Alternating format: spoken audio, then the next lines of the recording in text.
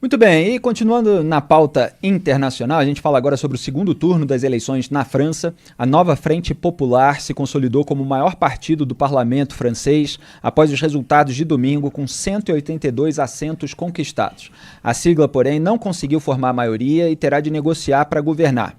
O Ensemble de Emmanuel Macron, o atual presidente, ficou em segundo lugar com 168 cadeiras, seguido pelo Rassemblement National de Marine Le Pen, o reagrupamento nacional da Marine Le Pen, com 143. Jean-Luc Mélenchon, líder do partido França Insubmissa, maior integrante da aliança de esquerda Nova Frente Popular, afirmou ontem que Macron tem de se curvar e aceitar a derrota. Macron pediu prudência, diz que sua aliança segue muito viva, acrescentando que a questão é quem governará daqui para frente e conseguirá uma maioria. Le Pen, líder do reagrupamento nacional, afirmou que a vitória de seu partido foi apenas adiada. Lembrando que o partido dela havia vencido o primeiro turno, como nós comentamos aqui dias atrás. Ainda no domingo, o primeiro-ministro da França, Gabriel Attal, comunicou sua decisão de deixar o cargo. Porém, horas depois, Macron anunciou que vai mantê-lo no posto por enquanto para garantir a estabilidade do país. Attal já havia dito que seguiria desempenhando suas funções pelo tempo que for preciso. Aliás, vamos lembrar aqui, porque citamos também na semana passada, artigo da nossa colunista Catarina Rochamonte, sobre o que ela alertou entre o primeiro e o segundo turnos franceses. Pode colocar aí na tela, produção. Estava ali no meio do artigo dela, ao longo desse período anterior ao último resultado, o seguinte trecho. A Nova Frente Popular é o maior risco. As manchetes dos jornais brasileiros que abordaram as eleições na França continuam com o mantra do perigo da chegada ao poder da extrema-direita e silenciam sobre o risco da chegada ao poder da extrema-esquerda. Aliás, eu não lembro de ter lido em qualquer veículo a expressão extrema-esquerda. No entanto, ela está aí dando uma nova roupagem ao antissemitismo, disfarçando de antisionismo. Mas lá fora, felizmente, há quem veja as coisas como elas realmente são. E aí, obviamente, ela citou diversas pessoas que estão refletindo no debate público em outros países a respeito desse fenômeno, desse antissemitismo de esquerda, que acaba caracterizando determinados partidos e movimentos como extremistas, ou pelo menos com alguns elementos extremistas, mas que não passam no radar de uma imprensa viciada em títulos sobre ultradireita, extrema-direita, mas que não sabe colocar essa régua do outro lado do espectro ideológico. E hoje, diante do resultado, a Catarina publicou outro artigo, vamos mostrar o título, produção, para quem quiser se aprofundar. A França tomba nas mãos da extrema-esquerda e do Islã. E tem até um parágrafo que acabou no subtítulo. Como assim extrema-esquerda? Existe isso? Existe. E acabou de obter uma grande vitória na França. Mas ela só existe no mundo real. Não consta no vocabulário de boa parte dos jornalistas que fizeram reserva de mercado das expressões extrema, ultra e radical para o outro lado do espectro político. Duda Teixeira, em que sentido esse partido do Mélenchon, a França Insubmissa, pode ser considerado extremista, como aliás foi pelo próprio jornal americano Washington Post? E você tem aí algumas outras manifestações aqui e ali, dentro de textos, não nos títulos, sobre esse extremismo. Felipe, o partido do Mélenchon, que é o França Insubmissa, fala em fazer uma sexta república. Que é isso, né? Isso foi uma ideia do Charles de Gaulle, que era um general que estava exilado na Inglaterra na Segunda Guerra, mas ali é o cara que os americanos e os britânicos pegam ali para dizer, olha, esse aqui é o que está comandando a resistência, a expulsão dos nazistas, e Charles de Gaulle agora é com você. E aí ele vira realmente o presidente da França em 1958. E o de Gaulle, que é um cara que tem um ego lá em cima, ele fala, olha, vou começar agora aqui a Quinta República. E aí você tem uma fase, então começa a democracia na França, que é esse período que a gente tem até agora.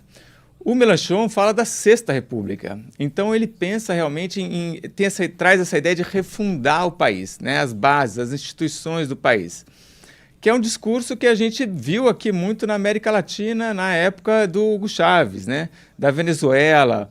O Evo Morales também trazia isso, tipo assim, vamos dar uma mexida total, né? No próprio regime. No próprio regime. Então ele fala, isso é uma coisa que o Chávez falava, o Evo Morales, eles fizeram, aliás, né, que é convocar uma Assembleia Constituinte para ter uma nova Constituição e mudar as leis todas do país, né?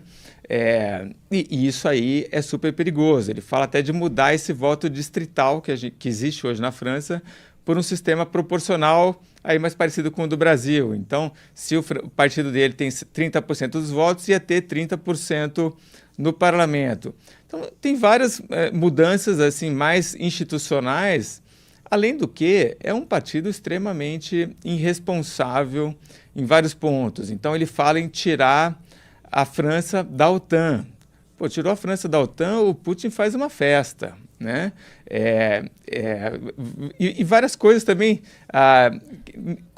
totalmente responsável. A OTAN é a Organização do Tratado Atlântico Norte, uma aliança militar de defesa, e evidentemente o Putin tem horror à OTAN, porque acaba servindo como um poder dissuasivo para as suas ambições expansionistas. Um dos pretextos alegados pelo Putin para invadir a Ucrânia é que a Ucrânia estava tentando se aliar à OTAN, que a OTAN estava chegando muito perto da Rússia. Não houve invasão alguma, é uma aliança de defesa, não havia qualquer ataque, nem sequer iminente, mas ele criou toda uma teoria conspiratória para legitimar sua decisão de invadir o território ucraniano, violar a soberania, um regime democrático e causar todas essas mortes a que a gente está assistindo, né? Então é dessa OTAN que o Duda está falando. Continua. Tá.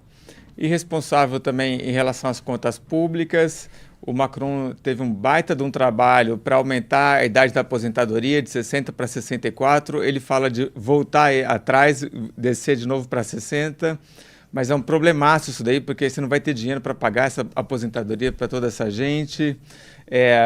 Fala em aumentar os custos do Estado, aumentar o salário dos funcionários públicos, indexar eles com a inflação. E tem coisas assim, a sala de aula não pode ter mais de 19 alunos. Imagina, quer dizer, é uma questão de aumentar tanto o gasto, que obviamente vai estourar, né, o orçamento. E para finalizar, jamais reconheceu o aspecto terrorista, né, do Hamas. É sempre um discurso anti-Israel, antissemita, e que jamais vai apontar o dedo para culpar o Hamas por qualquer coisa. Nesse ponto, há uma semelhança muito grande com Jeremy Corbyn, do Partido Trabalhista Britânico, que acabou sendo expelido pelo Keir Starmer, que virou primeiro-ministro agora, com a vitória do Partido Trabalhista, naquilo que nós comentamos no último programa. Quer dizer, o Partido Trabalhista Britânico fez um movimento ali desse extremismo do Jeremy Corbyn para o centro. Assim como, de certa forma, a Marine Le Pen, no reagrupamento nacional, fez um movimento trazendo o partido que era associado ao extremismo, com mais razão, evidentemente, na presença do pai dela, o Jean-Marie Le Pen, que tinha diversas declarações e atitudes que cabiam nesse rótulo. Ela trouxe também mais para o centro, acabou conseguindo a vitória no primeiro turno. Só que aí, nesse meio tempo, houve uma grande aliança de esquerda, uma frente ampla da esquerda, para derrotar o Partido Reagrupamento Nacional. Agora, dentro dessa frente ampla da esquerda, você tem ali pelo menos duas falanges extremistas, né? Essa representada pelo Mélenchon na França submissa, e não é que não haja outras pautas que, mesmo que se discorde, podem não ser encaixadas no extremismo, mas ele tem essa questão de refundar a república, tem o antissemitismo. E você tem o Partido Comunista também, que também foi chamado de far left, de extrema esquerda, no Washington Post. Agora, você tem ali outros partidos que são mais democráticos, e aí a gente vai ter que ver o que vai prevalecer, né, Duda? Felipe, uma boa análise que eu achei sobre a eleição francesa, eu recebi do nosso colunista, Leonardo Barreto, que ele falou o seguinte: essa eleição é o seguinte, ninguém ganhou e todo mundo perdeu. Né? Meio Dilma. Porque você tem um parlamento agora dividido em 3 partes praticamente iguais, né? Ainda que a coalizão do Mélenchon, né, essa nova frente popular, tenha tido mais cadeiras, a diferença, o partido do Macron vem em segundo, está com 168. E logo em seguida tem o reagrupamento nacional da Marine Le Pen. Então, a hora que você vai aprovar uma lei, sei lá, aprovar o orçamento, é um problemaço, né? Como é que você vai fazer isso? Como é que você vai aprovar uma lei sobre qualquer outro assunto? Esses três grupos, eles também não se conversam. É diferente aqui do Brasil, né, que a gente tem o presidencialismo de coalizão, que o presidente vai meio que comprando todo mundo, né, vai dando ministério, vai espalhando e aí vem o centrão. Na França isso não existe, né? Então é até um problemão agora para o Macron para escolher o primeiro-ministro. Essa coisa de falar para o Gabriel Attal, falar assim, ó, fica aí, é porque ele vai ter uma baita dificuldade de substituir o Gabriel Attal, né? Falam até que uma solução seria chamar um tecnocrata, alguém de que não tem partido nenhum, para o cara tentar depois se virar depois, né? Mas vai ser muito difícil. Essa eleição foi um baita de um erro do Macron, não precisava ter feito isso, o partido dele tinha 250 cadeiras, não era a maioria, e agora vai ficar com 168. Então, para o Macron, tudo vai ficar mais difícil. Será que dá para concluir, Duda, que o centro perdeu espaço nessa polarização? Embora assim, a Marine Le Pen tenha feito um caminho mais para o centro, mas o Emmanuel Macron, que é associado por muitos a uma posição mais centrista, mesmo que a direita, evidentemente, seja considerado no mínimo uma centro-esquerda, acabou se perdendo um espaço ali? O Macron vem com essa ideia do centro. Na política francesa, que até então era o Partido Republicano à direita e o Partido Socialista à esquerda, e ele abre esse flanco no centro e quando ele é eleito, ele entra pegando uma maioria folgada na Assembleia Nacional, né? E o primeiro mandato dele é uma delícia, né? Ele não tem nenhum problema com o parlamento. Já no segundo mandato, ele já perde a maioria, então já começa a ficar mais difícil, tanto que para aprovar a reforma da Previdência, ele desvia, usa ali uma manobra para não precisar da aprovação do Congresso, e isso gera uma baita de uma resistência. Agora, o centro fica ali com 1/3, né? Já teve, então, na época do Macron, ali uns 60%, 70%, e agora vai ter os 30%. É claro que diminuiu bastante. E é claro também que toda aquela adesão que o reagrupamento nacional da Marine Le Pen conseguiu para ser vitorioso no primeiro turno, ela continua. Então vai haver aí uma oposição muito forte também a esse governo da Frente Ampla da esquerda, seja quem for o seu expoente. Eleição só acaba quando termina, né? Então aí, primeiro turno, deu Marine Le Pen, mas no segundo o Mélenchon apareceu. Vamos ver que posição que ele vai ocupar e como ele vai desempenhar o seu papel de agora em diante, a gente vai acompanhar.